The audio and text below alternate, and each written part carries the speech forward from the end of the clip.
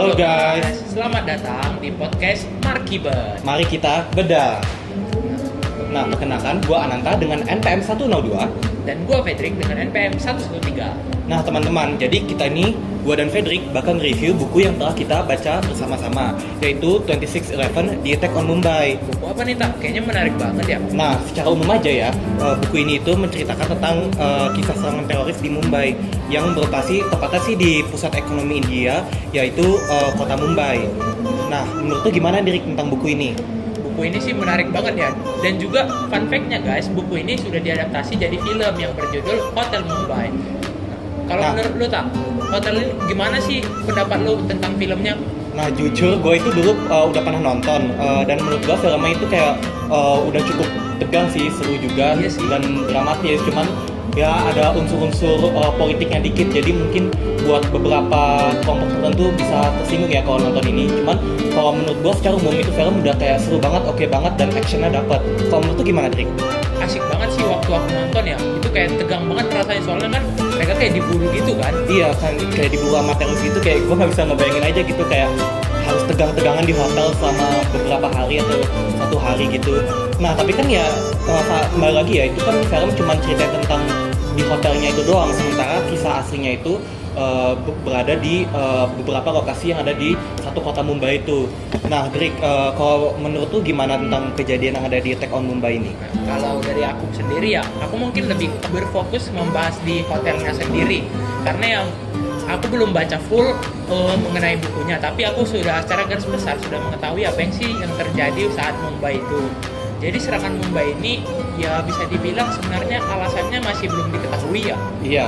Karena juga mereka ini ada beberapa teroris yang sebenarnya disuruh oleh orang yang tidak dikenal dengan alasan yang mereka harus membantai atau membunuh orang-orang kafir tanpa alasan yang jelas kan. Iya, nah iya, cuman gue mau perbaiki lagi nih, yang tadi Fedrik bilang tuh sebenarnya masih kurang tepat, bukan tanpa alasan.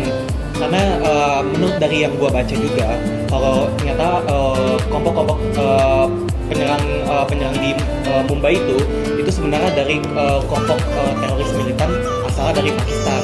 Nah, dan seperti yang kita tahu, kalau dari zaman penjajahan Inggris itu, India dan Pakistan itu emang udah sering berkonflik, dan konfliknya itu masih ada sampai sekarang ya, meskipun nggak separah Korea Utara sama Korea Selatan sih. Cuman ya karena itu mereka tuh biasanya kayak sering balas-balas gitu, baik secara personal maupun secara politik. Nah, gue mau pengen bahas kayak kisah kelam yang ada di buku ini sih. Kalau menurut gue sendiri ya nih, Trik, buku ini itu menceritakannya itu lengkap banget, karena di sini diceritain kayak gimana proses terorisnya itu datang ke Mumbai seperti. Nah, ini gue jelasin lagi ya, kalau terorisnya itu jadi datang ke Mumbai itu lewat kapal. Jadi terorisnya itu kan datang dari perbatasan lautan India dan Pakistan. Nah, jadi dia itu ngebajak nelayan dan dibunuh, nelayan-nelayan yang ada di situ dibunuh. Nah, dibunuhnya tuh sadis. Mereka tuh kayak ambil pisau terus lehernya langsung digorokin. Nah, kalau pendapat tuh gimana dari tentang kejadian itu, kayak pas awal mereka ngebajak itu? Ya, mungkin udah terlihat ya, kayak mereka tuh udah didoktrin sebagaimana ya, gimana semua orang itu sama aja, jadi dibunuh. Jadi kayak ibarat ngebunuh orang itu santai banget ya. Iya, nah jadi mereka itu ada latihannya juga. Itu nggak dijelasin di film Hotel Mumbai yang lu nonton, yang kita udah tonton. Cuman di buku ini dijelasin kalau pelaku teror itu kan lu bilang tadi kayak mereka ngebunuh aja gitu, secara babi buta, kayak nggak ada belas kasihan gitu, nggak ada empati kan. Nah jadi mereka itu kan anak-anak muda, kayak seumuran kita gini lah, masih remaja, dan mereka itu kan asalnya dari kalangan miskin lah di Pakistan, dan ya yang namanya miskin ya pasti butuh uang ya. Jadi mereka itu kayak ngelakuin segala cara biar dapat uang. Nah, jadi gimana cara mereka ingin dapat uang?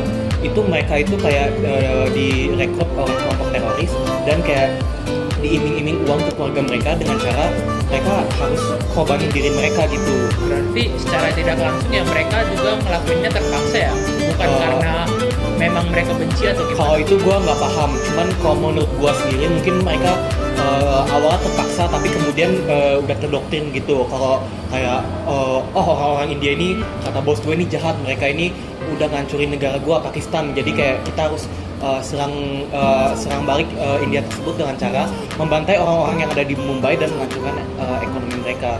Kalau menurut gua gitu sih, cuman ya nggak gitu juga ya menurut gua sih ya, karena kan ya kan masa lu harus ngebantai orang-orang yang tak bersalah gitu ya. Berarti kalau menurut lu mereka memang udah ada sempat punya dendam dan mungkin lebih karena didoktrin jadi dendam mereka itu lebih membara, jadi amarah mereka itu terpancing gitu ya. Iya, kurang lebih seperti itu sih.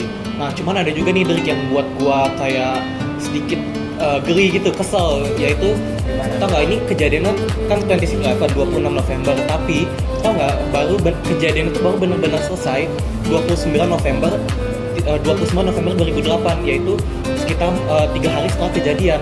Berarti lama banget ya pembantaiannya. Iya, jadi kayak terorisme itu kayak literally mereka itu cuma diam di satu tempat terus kayak nyandera orang-orang nggak bersalah terus disiksa mereka.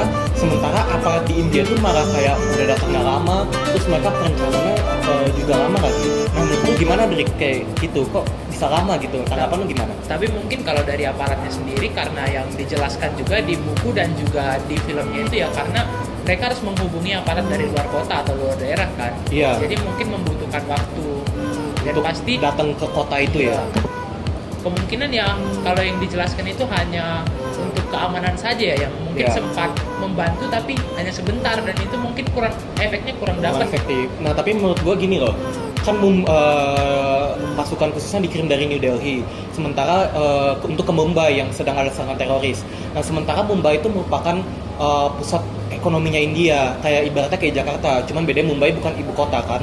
Nah, yang bikin gue geli itu kenapa kayak Mumbai yang udah pusat ekonomi gitu, keamanan itu masih belum terjaga gitu, dan kenapa belum ada kayak keamanan khusus gitu yang bisa menangani situasi-situasi besar kayak gitu. Ya kita ngomongin kota besar lah Mumbai.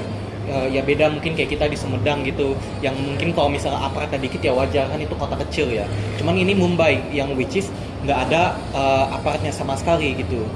Mungkin ya pada masa itu Mumbai bisa dibilang ya kondisinya itu stabil ya, jadi orang-orang juga pasti nggak memperhitungkan kan kalau ada bakal serangan. Iya sih gitu. Nah ya guys, jadi gitu guys, kayak yang bikin kita merasa kesal itu kenapa aparat itu sangat lama dalam mengurusi situasi-situasi seperti ini. Karena menurut gue dan Frederick itu kayak gimana sih, kayak kok bisa gitu ya, kayak kota gede tapi kayak malah lama gitu situasinya. Apalagi lu nonton film kan ada bule juga kan dari turis dari Amerika gitu. Tapi ngomong-ngomong soal bulenya, ada satu scene yang dimana itu menarik banget, yang walaupun mereka membabi buta, tapi ada satu wanita kan yang satunya lepas karena dia membacakan doa syahadat. Iya gitu. Jadi filmnya ini menarik banget dan bukunya juga pasti lebih menarik. Nah iya guys, jadi pesan dari kita yaitu jangan lupa untuk membaca buku 2611 The Attack on Mumbai ini. Dan fun fact-nya, kalian hanya bisa membelinya di Amazon, jadi ini nggak dijual di Indonesia nih Dri. Nah gitu. Oke, mungkin sekian juga dari sesi pembicaraan kali ini. Selamat siang dan terima kasih. Terima kasih. Kita jumpa di sesi Markibat selanjutnya.